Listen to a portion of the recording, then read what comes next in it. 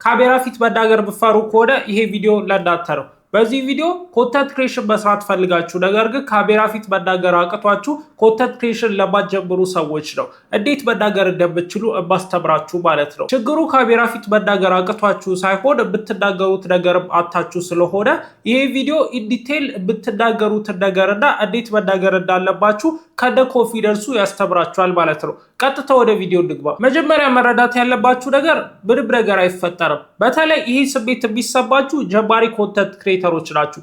ጀማሪ በምትሆኑበት ጊዜ ካሜራ ፊት ትናገራላችሁ። ከዛ በኋላ ቀርጻችሁ ስታዩት አያምርም፣ ፊታችሁ የተስተካከለ አይደለም ምናምን። ከዛ ሰዎች ሲያዩት ምን ይሉኛል ብላችሁ ትፈራላችሁ። ከዛ በኋላ ሳፖስቱ ትቀራላችሁ።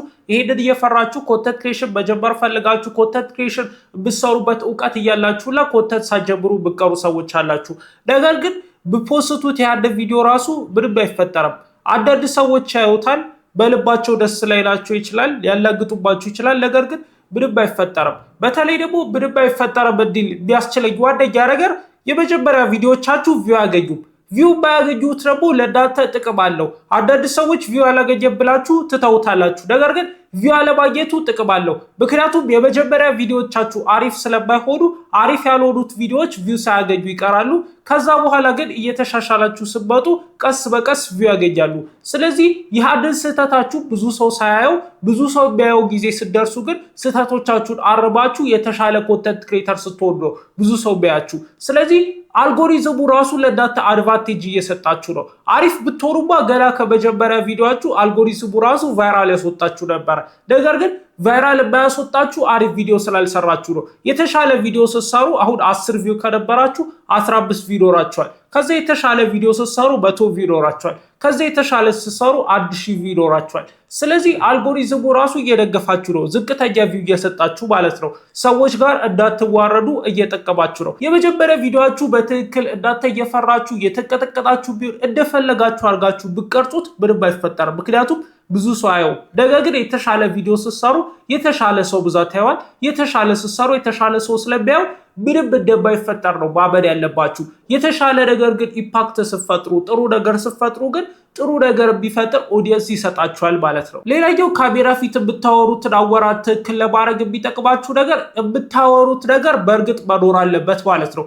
የምታወሩት ነገር የምታውቁት ነገር ሲሆንና የምትኖሩት ነገር ሲሆን ለመናገር አይከብዳችሁም። አሁን እኔ ቶሎ ነው የማወራው፣ ጮክ ብዬ ነው የማወራው፣ በትክክል ነው የማወራው። ለምን? የማውቀው ነገር ስለሆነ ነው። የማላውቀው ነገርማ ቢሆን እያሰብኩ እየተተባተብኩ ነበረ የማወራው እያልኩ ነበረ የማወራው። አሁን ግን የማውቀውን ነገር እያወራው ስለሆነ ያለምንም ችግር ለእናንተ እያቀረብኩላችሁ ነው ማለት ነው። ስለዚህ እናንተ መረዳት ያለባችሁ ነገር የምታውቁትን ነገር ለማውራት ሞክሩ።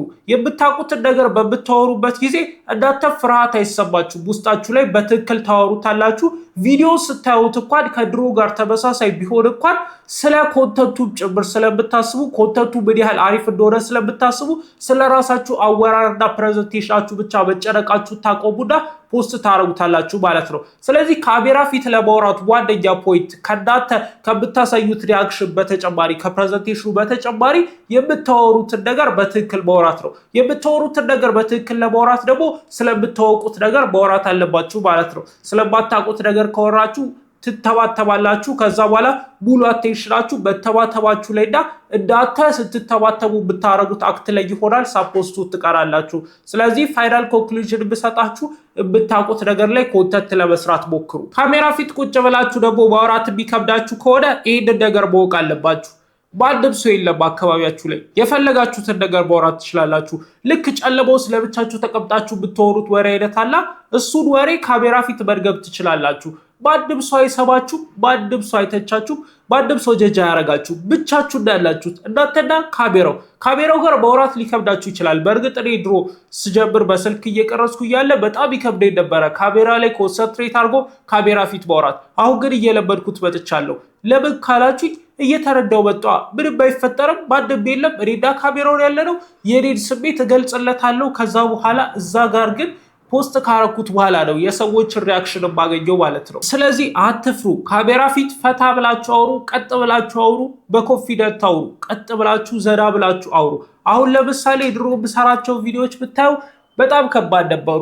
ብዙዎቹ አሪፍ አልነበሩም። አሁን ግን የተሻለ ተመልካች አለው። እኔም የተሻለ ኮንተንት እየሰራው ነው። ስለዚህ ቀስ በቀስ የተሻለ አወራር የተሻለ ፍሪደም ይኖራችኋል። ስቱዲዮአችሁ ውስጥ ነፃ ሆናችሁ ማውራት ትጀምራላችሁ። ያኔ አሪፍ ኮንተንት ይመጣል። ስለዚህ ኦቨርታይም ዴቨሎፕ ብታረጉት ነገር ነው። ዛሬውኑ ጀምራችሁ ዛሬውኑ ስቱዲዮ ውስጥ ፍሪ ሆናችሁ ማውራት መጀመር ምናምን ሊከብዳችሁ ይችላል። በተለይ ጀማሪ በምትሆኑበት ጊዜ ካሜራማን ምናምን አያስፈልጋችሁም። ከራሳችሁ ከካሜራው ጋር ማውራት መጀመር ስላለባችሁ ለብቻችሁ ማውራታችሁ ጀምሩ። ከዛ በኋላ ሰው አካባቢያችሁ ላይ ቢኖር እንኳን ግራ ይላችሁም አፈሩ ማለት ነው። ስለዚህ ካሜራው ጋር ማንም ጀጅ የሚያደርጋችሁ ሰው የለም። ካሜራው ፊት ቀጥ ብላችሁ ነፃ ሆናችሁ ለብቻችሁ እንደሆናችሁ አስባችሁ ሀሳባችሁን መግለጽ ብቻ ነው። ሶሻል ሚዲያ ላይ የሚሸጠው ሀሳብ ነው። ስለዚህ በምትወሩበት ጊዜ ሀሳባችሁን ሊሚት አታርጉት። ያሰባችሁትን ሁሉ በአሪፍ መንገድ በአሪፍ ፕሬዘንቴሽን በአሪፉ አንግል አቅርቡላቸው። ሰዎች ይወዱታል። በሚወዱት ነገር እንኳን ቢሆን በአሪፍ አንግል ከሰጣቸው ሰዎች የመቀበል ቻንሳቸው በጣም ከፍተኛ ይሆናል። ስትናገሩ ደግሞ ኮንፊደንት ሆናችሁ መናገር መቻል አለባችሁ። ስፒክ ኮንፊደንትሊ በቃ በትክክል ቀጥ ብላችሁ የምታወሩትን ነገር ስትራይክ እያደረጋችሁ መናገር አለባችሁ። ቃላቶቹን እያቆራረጣችሁ እየተተባተባችሁ እየደጋገባችሁ ምናምን አትጥሯቸው። ረገጥ እያደረጋችሁ በፍጥነት አውሯቸው ማለት ነው። ኮንፊደንት ሆናችሁ አውሯቸው። ኮንፊደንት ሆናችሁ ካላወራቻቸው የምታወሩት ነገር እንዳለ ውሸት እንደሆነ ነው ሰዎች ፊል የሚያደርጉት።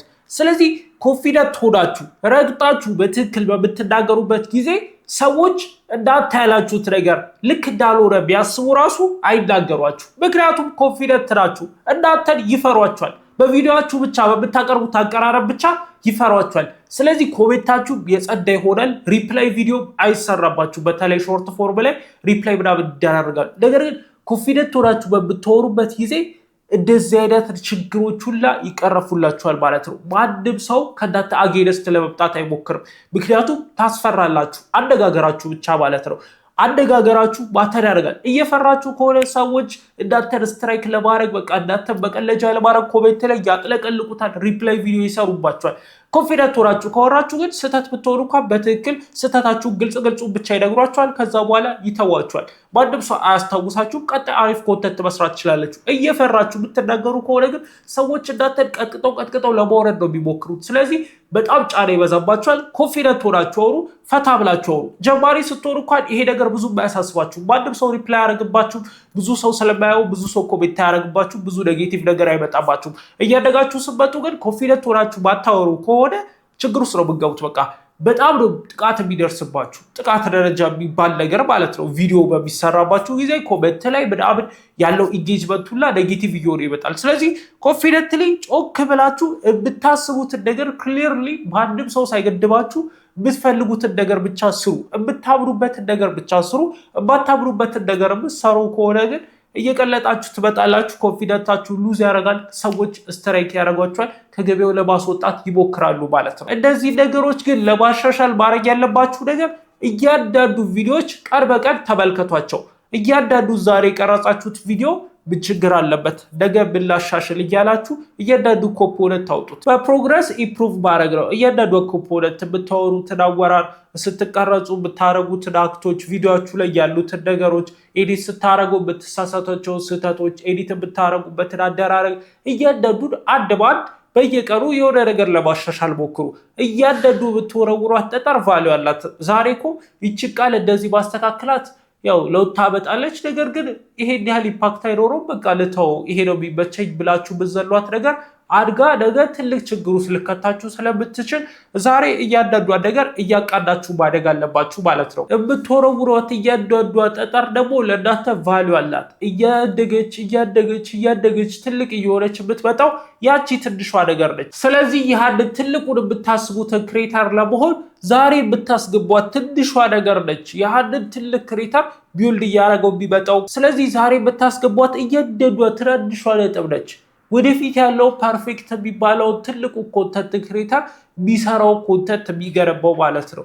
እያደጋችሁ ስትመጡ ነው አሪፍ የሚባል ኮንተንት የምትሰሩት። አሪፍ ኮንተንት ለመስራት ደግሞ ከትንሹ ጀምራችሁ ስክራች እያደረጋችሁ ጠብ እያደረጋችሁ ብትሄዷት ነገር ነች ካውንት የምታደርገው ማለት ነው። ስለዚህ አሁን ፐርፌክት ላትሆኑ ትችላላችሁ። በፕሮግረስ ግን እያደጋችሁ መምጣታችሁ የማይቀር ነገር ነው። ሁላችንም በቃ እንደዚህ ሁሌ ለርኒንግ ነው። ሁሌ በሞከር ነው፣ ሁሌ በጣር ነው። አንድ አሪፍ ነገር ሲገኝ እሱን ይዞ ስቲክ ማድረግ ነው። ከዛ በኋላ ሌላ አዲስ ነገር መፈለግ ነው። ኦፖርቹኒቲዎችን መፈለግ ነው። ኦፖርቹኒቲዎችን ስታገኙ ታድጋላችሁ። ገንዘብ ላይ ሆነ ቢዝነስ ላይ ሆነ ኮንተንት ላይ አንድ አሪፍ ያለው ኮንተንት ስታገኙ እሱን ያዙት። አንድ አሪፍ ስራ ስታገኙ እሱን ያዙት። ቢዝነስ እና ኮንተንት አንድ ነው። ሁሌ መሞከር ነው። ሁሌ ቢሞክር ሰው ፌቨር ይደረጋል። አንዴ ሞክሮ ቢሳካለት ሰው ታያላችሁ። ነገር ግን እናንተ ቀናችሁ ሲመጣ ከሱ የተሻለ ትሆናላችሁ። ምክንያቱም ብዙ ነገር ኤክስፒሪየንስ ስላደረጋችሁ ማለት ነው። ሁሌ ሞክሩ፣ ሁሌ ተሳሳቱ፣ ሁሌ ተማሩ፣ ሁሌ ለማደግ፣ ሁሌ አዲስ ነገር ለመፍጠር፣ ሁሌ አዲስ ኮንተንት ለየት ያለ የተሻለ ለመፍጠር ሞክሩ ማለት ነው። 3 ስቴፖች አሉ አሪፍ ኮንተንት ለመስራት። የመጀመሪያው ሞር ነው፣ ሁለተኛው ቤተር ነው፣ ሶስተኛው ደግሞ ኒው ነው። ሞር የሚባለው ብዙ ኮንተንት ፕሮዲውስ ማድረግ ነው። ስለዚህ በየቀኑ ኮንተንቶችን ፕሮዲውስ አድርጉ፣ ብዙ ማለት ነው። ከዛ በኋላ ደግሞ የተሻለ ኮንተንቶችን ለመስራት ሞክሩ፣ ቤተር የሚባለው ማለት ነው። የተሻለ ኮንተንት በየቀኑ ለመስራት ሞክሩ። ከዛ በኋላ የተሻለ ኮንተንት በየቀኑ ስትሰሩ በጣም ብዙ ተመልካች ይኖራችኋል። ከዛ በኋላ ደግሞ ኒው የሚባለው ጋር ትሄዳላችሁ። አዲስ ኮንተንት ለመስራት ሞክሩ ማለት ነው። ስለዚህ ሞር ቤተር ኒው የሚባለውን ህግ ተጠቀሙት። ኮንተንት ላይ በጣም የሚሰራ ህግ ነው ማለት ነው። እኔም አሁን ብዙ ኮንተንት ሰርቻለሁ፣ ከሱ ተመሬ የተሻለ ኮንተንት ሰርቻለሁ። አሁን ደግሞ በዚህ ስቱዲዮ የተሻለ ኮንተንት እየሰራው ነው ማለት ነው። ቲክቶክም ላይ ዩቲዩብም ላይ ሁሉም ያሉ የሶሻል ሚዲያዎች ላይ ማለት ነው። ስለዚህ ይሄንን ነገር ነው ስትራይክ እያደረኩት ያለው የተሻለ ኮንተንት ለመስራት። እናንተም አሁን ካላችሁበት የተሻለ ኮንተንት መስራት ትችላላችሁ ብዬ አስባለሁ። እስቲ እናንተ ሀሳብ አስተያየት ኮሜንት አድርጉኝ። ይሄ የምታዩት 8200 ሰብስክራይበር ደግሞ ኮንተንት ክሬተር ነው። ኮንተንት ክሬሽን መስራት የሚፈልግ መማር የሚፈልግ እና ማደግ የሚፈልግ አድቫንስድ የሆነ የኮንተንት ክሬሽን ቱቶሪያሎችን ሁላ የሚለቀቅበት ቻናል ስለሆነ ጆይን አድርጉት፣ ይጠቅማችኋል። ቀጣይ ሳምንት ደግሞ ከዚህ የተሻለ ቪዲዮ ሰርተን እንገናኛለን። ሰላም ቆዩኝ።